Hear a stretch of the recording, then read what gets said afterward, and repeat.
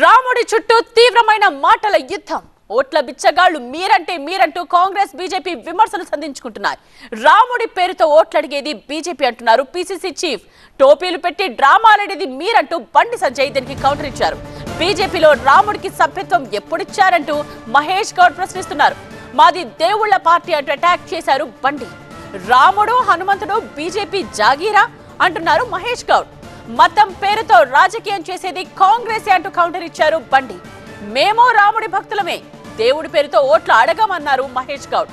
ఎన్నికలు ఉన్నా లేకున్నా ధర్మం కోసమే నిలబడతామన్నారు బండి సంజయ్.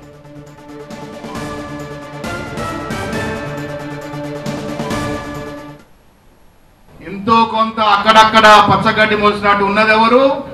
కులం పేరిట, మతం పేరిట, కొండగట్ట హనుమంతుడు పేరిట ఓట్లడిగే బిచ్చగాళ్ళు బీజేపీ వాళ్ళు.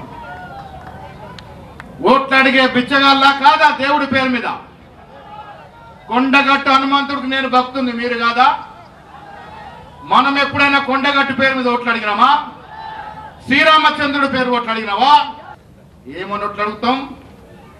దమ్ము ధైర్యం ఉంది, ఇస్తే మాట తప్పకుండా పని చేస్తాం, ఫలానా పని చేసామని ఓట్లు అడుగుతాం. అది దమ్ములోని నాయకుడి లక్షణం. ఓట్ల చోరీ అనే అంశంపై పీసీసీ చీఫ్ మహేష్ కుమార్ గౌడ్ కు కేంద్ర మంత్రి బండి సంజయ్ కౌంటర్ ఇచ్చారు. ఇప్పుడు దేవుడి పేరుతో విమర్శించిన మహేష్ గౌడ్ పై కౌంటర్ ఇచ్చారు బండి సంజయ్. ఆయన ఏమన్నారు చూద్దాం.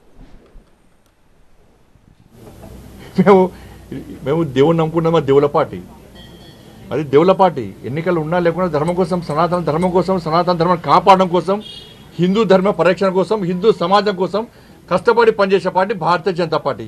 మీ బతికేంది? బిచ్చ బతుకు మీది. ఎన్నికలు వస్తున్నాయంటే సరే, ముస్లింలు వాళ్ళ ఆచార వ్యవహారాల ప్రకారం వాళ్ళు టోపు పెట్టుకొని వాళ్ళ దేవుని వాళ్ళు ఆరాధిస్తారు. మీరేం చేస్తారు? బిచ్చ పొల్లకి పోయి టోపులు పెట్టుకొని నమాజ్ చేస్తారు మీరు ఓట్ల కోసం.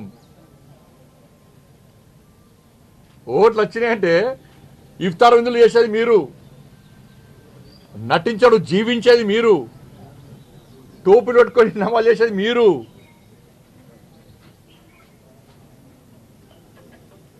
బిచ్చపోలు మీరా మేమా?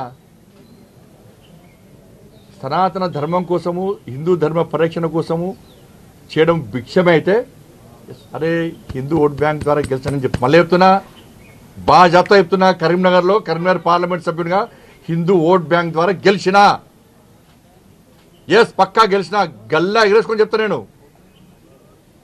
ఇప్పుడు కాదు, ఎప్పుడైనా చెప్తా, ఎక్కడైనా చెప్తా నేను. ఈ హిందూ ఓట్ బ్యాంక్ తెలంగాణ రాష్ట్రంలో తయారు చేస్తాం, పక్కా 100% తయారు చేస్తాం. హిందూ సమాజాన్ని సంఘటితం చేస్తాం మేము.